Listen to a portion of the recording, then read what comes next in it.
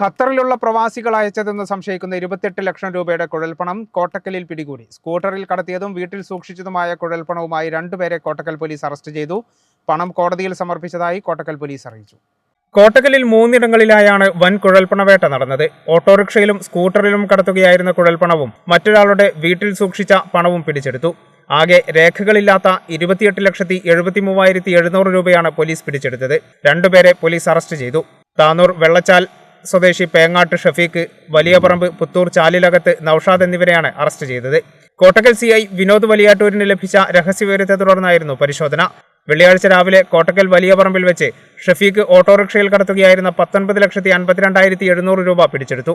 പിന്നീട് പുറകെ വന്ന സ്കൂട്ടർ യാത്രികനായ നൌഷാദിന്റെ പക്കൽ നിന്ന് 6,56,800 രൂപയും വീട്ടിൽ സൂക്ഷിച്ചിരുന്ന 2,64,200 രൂപയും പിടിച്ചെടുത്തു.